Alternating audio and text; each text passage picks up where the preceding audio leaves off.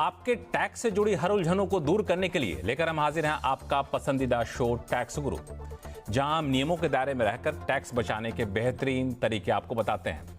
नमस्कार, मैं हूं लक्ष्मण रॉय और हमारे साथ इस बार हैं जाने माने टैक्स एक्सपर्ट मुकेश पटेल साहब, जो कि अहमदाबाद से हमारे साथ जुड़े हैं। मुकेश जी, आपका स्वागत हमारे शो में। और आपने कई सारे ऐसे नोटिफिकेशन की बारीकियां निकाली हैं जो हमारे दर्शकों के लिए काफ़ी बेहद है जानना और उनके बेहद काम की बातें हैं। तो सबसे पहले आपसे बातचीत करूं, दर्शकों को बता दूं कि इस बार शो में क्या कुछ खास रहने वाला है। नौकरी पेशा लोगों के लिए खुशखबरी, सैलरी पर आप घटा सकते हैं टीडीएस का बोझ। अगर आप कमर्शियल प्रॉपर्टी को रेंट पर देते हैं तो क्या है जीएसटी के नए नियम, और क्या पीपीएफ और एनपीएस में भी निवेश कर सकते हैं एनआरआई। इन सारे मुद्दों पर चर्चा करेंगे, लेकिन सबसे पहले मुद्दा नौकरी पेशा लोगों के लिए, क्योंकि नौकरी पेशा लोग जो है हमेशा कोशिश करते हैं कैसे टैक्स बचाया जाए, टैक्स की देनदारी थोड़ी सी कम हो जाए, और हम वही कोशिश में उनकी मदद करते हैं कि टैक्स के नियमों के दायरे में रहकर कैसे आप अपना टैक्स बचा सकते हैं। तो इस बीच एक नोटिफिकेशन आया इनकम टैक्स डिपार्टमेंट का टीडीएस को लेकर के। नोटिफिकेशन तो जाहिर तौर पर तकनीकी भाषा में होती है, लेकिन हमारे टैक्स एक्सपर्ट मुकेश पटेल ने उसकी बड़ी बारीकी से अध्ययन किया और ये निकाला कि आप टैक्स पेयर्स के लिए, नौकरी पेशा लोगों के लिए नोटिफिकेशन बड़ा ही काम का है। तो मुकेश पटेल जी, मेरा पहला सवाल यही है, ये जो नोटिफिकेशन है वो आखिर किस तरीके से टीडीएस बचाने में या टीडीएस का बोझ घटाने में मददगार साबित होगा नौकरी पेशा लोगों के लिए? लक्ष्मण जी, सबसे पहले तो 15 अक्टूबर 2024 का ये जो नोटिफिकेशन है वो इनकम टैक्स एक्ट की जो सेक्शन 192 है, जिसके तहत सैलरीड एम्प्लॉयज के केस में एम्प्लॉयर के द्वारा उसकी जो टैक्सेबल सैलरी होती है उस पर टीडीएस काटा जाता है। तो उस संदर्भ में ये नोटिफिकेशन में बताया गया है कि जब एम्प्लॉयर को ये टीडीएस की अपनी जिम्मेवारी अदा करनी है, उस संदर्भ में अगर एम्प्लॉई की ओर से एम्प्लॉयर को बताया जाए कि भाई मेरी सैलरी के सिवा और भी कोई इनकम है, उस पर क्या टीडीएस मेरा कटा है, और अभी तक जिसके बारे में कोई फायदा नहीं मिलता था, जिसको हम टीसीएस जानते हैं, टैक्स कलेक्टेड एट सोर्स, क्योंकि कई केसेस में टीसीएस भी होता है। तो ये टीडीएस और टीसीएस जो भी काटा जाता है वो सब, हालांकि उसको सीधा कोई कनेक्शन नहीं है सैलरी इनकम से, फिर भी उसकी क्रेडिट एम्प्लॉयर के द्वारा दी जाएगी। वो जो एक्स्ट्रा इनकम है उसको भी ध्यान में ली जाएगी और उसके आधार से पूरा टैक्स का कंप्यूटेशन होगा। ये मोटा मोटा ये ढाया गया है। अगर मैं थोड़े से और आसान भाषा में आपसे समझूं कि अगर कोई नौकरी पेशा शख्स इस नोटिफिकेशन के आधार पर अपने टीडीएस का बोझ घटाना चाहता है तो उसे क्या करना होगा? देखिए लक्ष्मण जी, मैंने जैसे आपको बताया कि ये जो टीसीएस का एक एलिमेंट है वो आपको पहले कभी भी क्रेडिट में मिलता नहीं था। मान लीजिए आपने गाड़ी खरीदी है तो उस पर गाड़ी की कीमत है 25 लाख, 1% के हिसाब से 25,000 कटा। आपने कोई फॉरेन रेमिटेंस किया है ट्रैवल के लिए या आपके कोई रिश्तेदार को गिफ्ट वगैरह कुछ देने के हेतु सर, तो ये जो आप फॉरेन रेमिटेंस एलआरएस से भी करते हैं उस पर या तो 5% या तो 20% के हिसाब से टीसीएस करता है। मान लीजिए आपने 10 लाख का रेमिटेंस किया है, 20% के हिसाब से 2 लाख का टीसीएस वसूल किया गया है। अब वो 2 लाख आपका वो तो क्या होता था, इट वॉज ब्लॉक्ड, क्योंकि उसकी क्रेडिट आप जब आईटीआर भरते हैं तभी आपको मिलती थी। अब ये सब क्रेडिट्स जो है और इनकम जो है उसको रिपोर्ट करके उससे कनेक्शन जो टीडीएस का है वो सब आप जब मांगेंगे तो आपका टीडीएस जो सैलरी में से कटता है वो कम होगा और आपका टेक होम पे है वो ज्यादा होगा। माना जिसके लिए आपको इंतजार करना पड़ता था पहले वो नहीं, मुझे इनकम टैक्स डिपार्टमेंट दे, अब वो एम्प्लॉयर ही खुद घटा के आपको वो फायदा दे सकता है। बिल्कुल संक्षिप्त में अगर मुझे ये बता सकें कि इसके लिए एम्प्लॉई को क्या करना होगा, मतलब किस तरह का डॉक्यूमेंटेशन या क्या क्या बारीकियां हैं जिसको फॉलो करनी होंगी? है ये भी इस नोटिफिकेशन के साथ जारी किया गया एक विशेष फॉर्म है, फॉर्म 12BAA। तो ये फॉर्म 12BAA जिसमें ये सब इंफॉर्मेशन देते हुए आपको अपने एम्प्लॉयर को देना है और एम्प्लॉयर उसको ध्यान में लेते हुए आपको ये फायदा दे सकता है। तो एक बात समझ लीजिए, आपको you will have to take the initiative. आप इंफॉर्मेशन एम्प्लॉयर को देंगे तभी वो आपको वो फायदा दे सकेगा, या तो फिर आपको आईटीआर तक इंतजार करना पड़ेगा। तो बिल्कुल ये नोटिफिकेशन बेहद काम का है और जैसा कि मुकेश पटेल साहब ने कहा कि आप इसमें कुछ एहतियात बरतेंगे, कुछ कदम उठाएंगे तो आपको लंबा इंतजार नहीं करना पड़ेगा कि वापस हमें टीडीएस मिले। ये एम्प्लॉयर के स्तर पर ही आप इसको निपट सकते हैं और अपने सैलरी के ऊपर अपना टीडीएस का बोझ घटा सकते हैं और टेक होम सैलरी तत्काल आप ज़्यादा कर सकते हैं। तो ये रही बात टीडीएस का बोझ घटाने को लेकर के।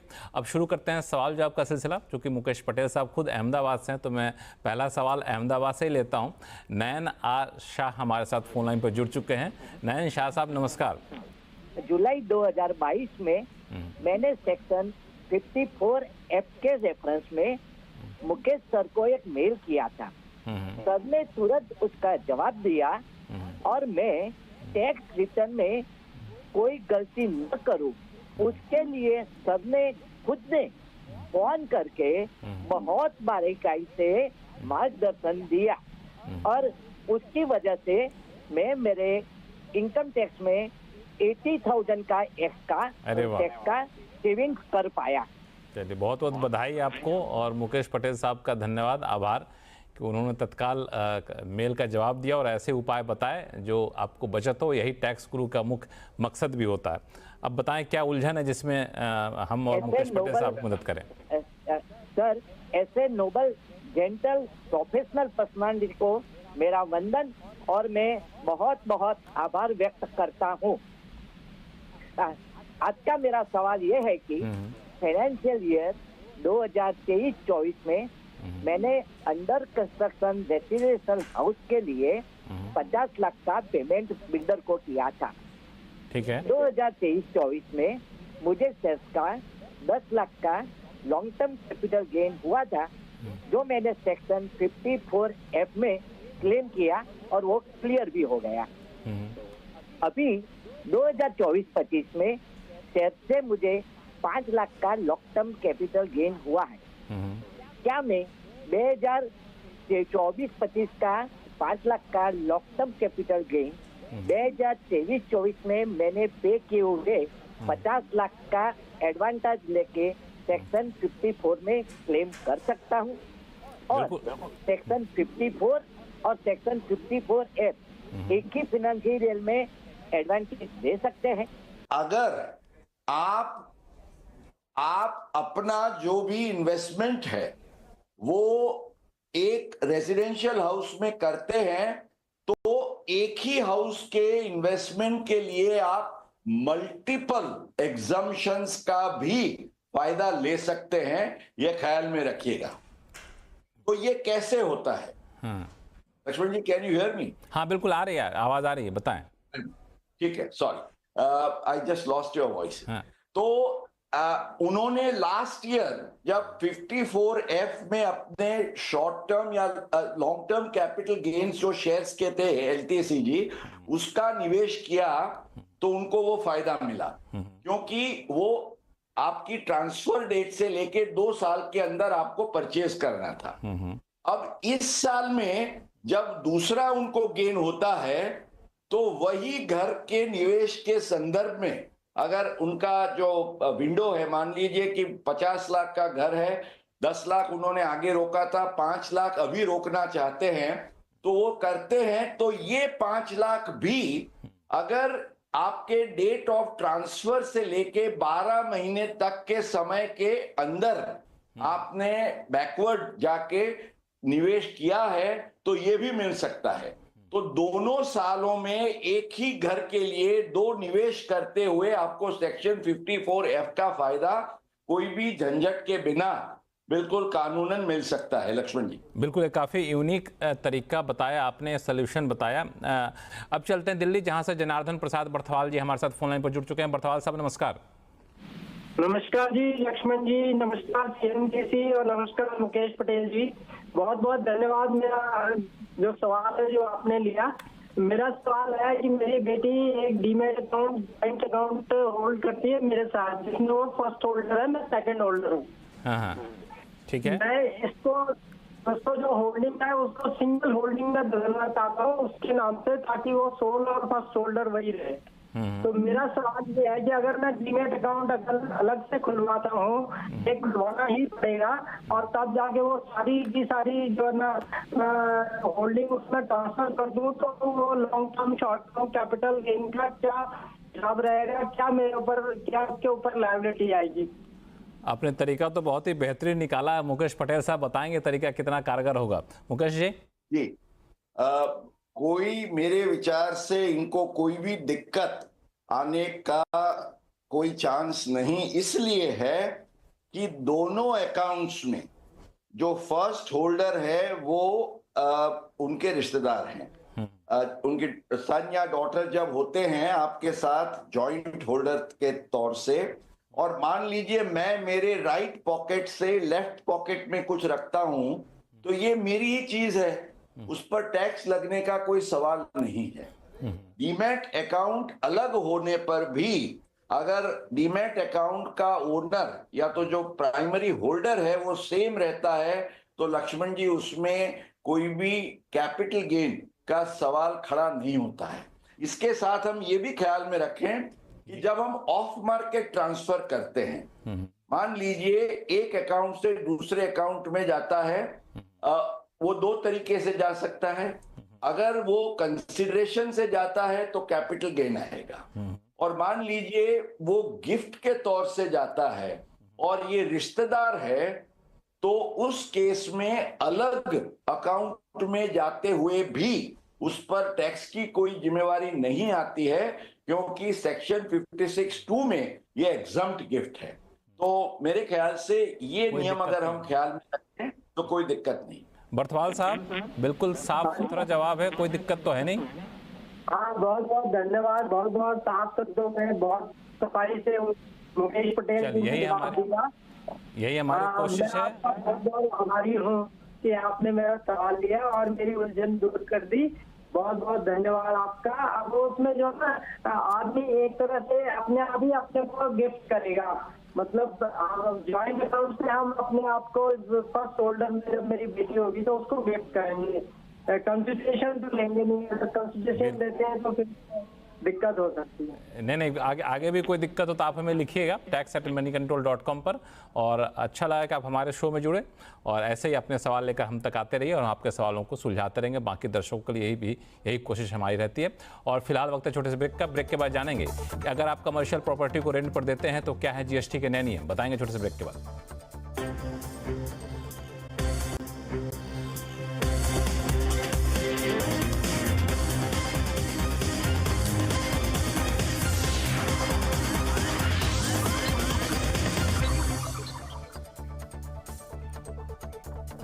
ब्रेक के बाद एक बार फिर से आपका स्वागत है। आप देख रहे हैं टैक्स गुरु और हमारे साथ अहमदाबाद से जुड़े हुए हैं जाने माने टैक्स एक्सपर्ट मुकेश पटेल साहब।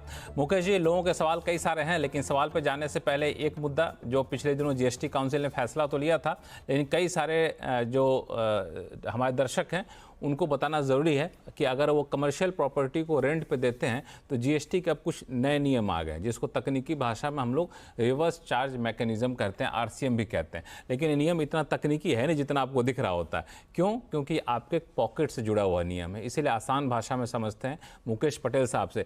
मुकेश जी, ये जो GST का डिसीजन था वो क्या कहता है? कमर्शियल प्रॉपर्टी को अगर रेंट पर हम देते हैं तो पहले के मुकाबले अब नए नियम में किस तरह के बदलाव किए गए हैं?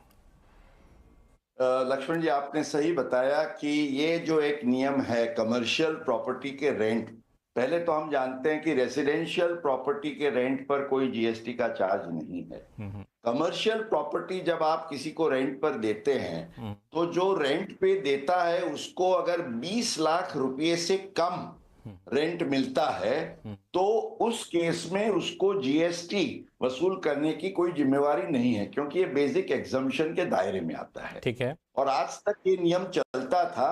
अब उसमें एक महत्वपूर्ण बदलाव ये आया है कि जिसको आप ये कमर्शियल प्रॉपर्टी रेंट पे देते हैं, अगर वो जीएसटी के दायरे में रजिस्टर्ड पर्सन है तो, और आमतौर से जो भी बिजनेस चलाता है वो तो रजिस्टर्ड पर्सन है, तो उस केस में 20 लाख को आपको भूल जाना होगा। अगर आपको केवल 2 लाख रुपए का भी रेंट मिल रहा है तो जो बंदा आपको रेंट दे रहा है उसको रिवर्स चार्ज मैकेनिज्म में उस पर वो जीएसटी की जिम्मेवारी पे करनी होगी। इसलिए आपको ये ख्याल में रखना है कि now for all practical purposes वो 20 लाख का एग्जम्पशन जो है आप जिसका फायदा आगे ले सकते थे, अगर रजिस्टर्ड पर्सन को आपने कमर्शियल प्रॉपर्टी दी है तो उसका एग्जम्पशन का कोई फायदा या लाभ आप नहीं ले सकेंगे। कोई यहाँ पे मोटी भाषा में मैं ये कहूँ कि अगर हमने कोई प्रॉपर्टी कमर्शियल प्रॉपर्टी रेंट पे दी है, हम जीएसटी रजिस्टर्ड नहीं हैं, तो जीएसटी चुकाने की जिम्मेदारी जो रेंटर है जिसको हमने किराए पे दिया है उस प्रॉपर्टी को, उसके ऊपर होगा। इसको मैं थोड़ा समझूं कि इसको अगर इससे बचना हो या फिर इसमें कुछ राहत पाना हो तो हमारे पास क्या रास्ते हैं? जी लक्ष्मण जी, इसमें ख्याल रखने वाली बात यह है कि जीएसटी में अगर आपको इनपुट क्रेडिट जिसको हम कहते हैं उसका फायदा मिलता है तो रिवर्स चार्ज मैकेनिज्म में भी अगर आपको कुछ अदा करना पड़े जीएसटी की लायबिलिटी, आपको फिक्र की कोई बात नहीं है। सवाल ये खड़ा होगा कि जो कॉम्पोजिशन की स्कीम में या जिसको कोई इनपुट क्रेडिट का फायदा नहीं मिलता है उस केस में उनको ये जरूर थोड़ा एडिशनल बर्डन लगेगा। हालांकि आपको ये ख्याल रखना है कि ये जिम्मेवारी आपको अदा करनी होगी, क्योंकि अगर नहीं करेंगे तो आप जीएसटी में कसूरवार गिने जाएंगे। तो ये दो बाबतें आपको ख्याल में रखें। बिल्कुल। चलिए अब जल्दी चलते हैं अपने कॉलर के पास, लंबे समय से इंतजार कर रहे हैं फोन पे। गुजरात से सुरवीर सिंह परमार साहब हमारे साथ फोन लाइन पर जुड़ चुके हैं। परमार साहब नमस्कार, क्या सवाल है आपके पास? नमस्कार सर। सर मैं ये पूछ रहा था, मेरे वाइफ को माइनर डॉटर के नाम पे एनएससी लेना है तो उसका पैसा पेमेंट मेरे को ही करना पड़ेगा। तो मैं ये पूछना चाहता हूँ कि इनकम टैक्स के हिसाब से मैं इसको लोन दिखाऊं या गिफ्ट दिखाऊं? लोन मेरे वाइफ 2-3 साल में रीपेमेंट कर सकती है, और एनएससी का जो इंटरेस्ट आएगा वो किसको दिखाना होगा इनकम में, मेरे में या मेरे वाइफ के अंदर? चलिए, बहुत अच्छा क्वेश्चन है, बहुत अच्छा क्वेश्चन है। मुकेश जी। लक्ष्मण जी, ये सबके मन में दुविधा होती है कि वाइफ को कुछ देना है, वाइफ के नाम से कुछ निवेश करना है, टैक्स का प्लानिंग करना है, तो क्या करें?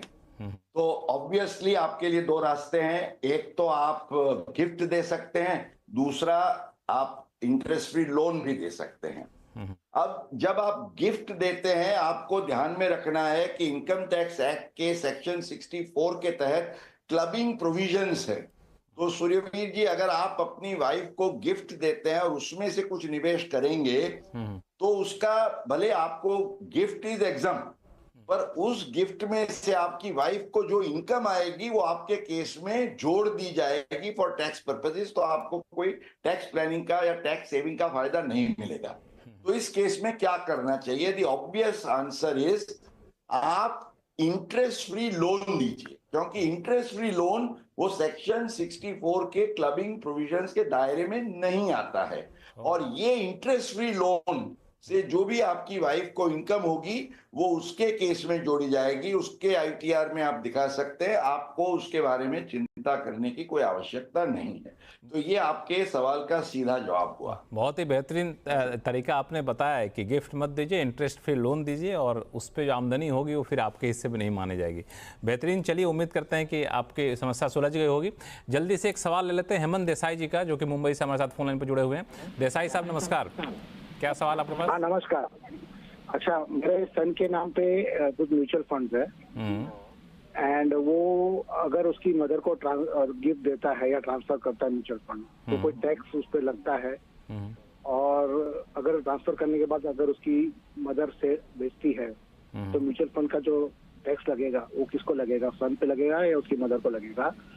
और अगर मदर को लगता है तो उसको जो बेसिक एग्जम्पशन है, क्योंकि उसका कोई दूसरा सोर्स ऑफ इनकम नहीं है, तो जो 2.5 लाख का है उसमें उसको मिलेगा कि नहीं मिलेगा। ठीक है मुकेश जी। बिल्कुल। अभी हेमंत भाई को मुझे ये बताना होगा कि आपको ख्याल में रखने वाली बात ये है, इसको टैक्स से सीधा कोई कनेक्शन नहीं है, लेकिन इन्वेस्टमेंट के पॉइंट ऑफ व्यू से आप अपने म्यूचुअल फंड का इन्वेस्टमेंट 2 तरीके से होल्ड कर सकते हैं, एक डीमैट के अकाउंट में, एक बिना डीमैट के अकाउंट। अब डीमैट के अकाउंट में आपने जो अगर निवेश किया है आपके सन ने, और वो मदर के डीमैट के अकाउंट में यूनिट्स ट्रांसफर करता है तो वो हो सकता है, और वो यूनिट्स की ट्रांसफर की जो गिफ्ट है उस पर कोई टैक्स नहीं है, क्योंकि it's between son and mother, और मदर फिर उसको बेचती है तो वो इनकम मदर के केस में लॉन्ग टर्म कैपिटल गेन गिनी जाएगी, और उसके आधार से आप जो कहते हैं वो लोअर रेट का फायदा ले सकेंगे। पर अगर ये यूनिट्स का रिडेम्पशन करना पड़ता है अकाउंट में नहीं है, तो रिडेम्पशन होगा तो वो लॉन्ग टर्म कैपिटल गेन आपके सन के केस में लागू होगा। बाद में गिफ्ट दे सकते हैं पर वो टैक्स की लायबिलिटी आपके सन के केस में आएगी, ये आपको ध्यान में रखना है। चलिए देसाई जी, उम्मीद करते हैं कि आपकी उलझन दूर हो गई होगी। और फिलहाल वक्त है छोटे से ब्रेक का। ब्रेक के बाद जानेंगे कि क्या पीपीएफ और एनपीएस में निवेश कर सकते हैं एनआरआई, बताएंगे छोटे से ब्रेक के बाद।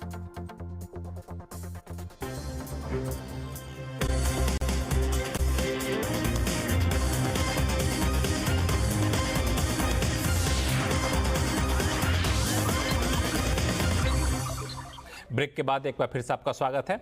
अब सीधे चलते हैं लंदन, जहां से हितेश जी हमारे साथ फोन लाइन पर जुड़ चुके हैं। हितेश जी नमस्कार, क्या सवाल आपके पास? Hi sir, good morning. So sir, मेरा question related to NPS and PPF है। As an NRI, am I allowed to invest in them, and if yes, then what are the minimum deposits which are required to be deposited every year, and do I need to do re-KYC for both PPF and NPS? ठीक है, तीनों सवाल का जवाब मुकेश जी देंगे। मुकेश जी।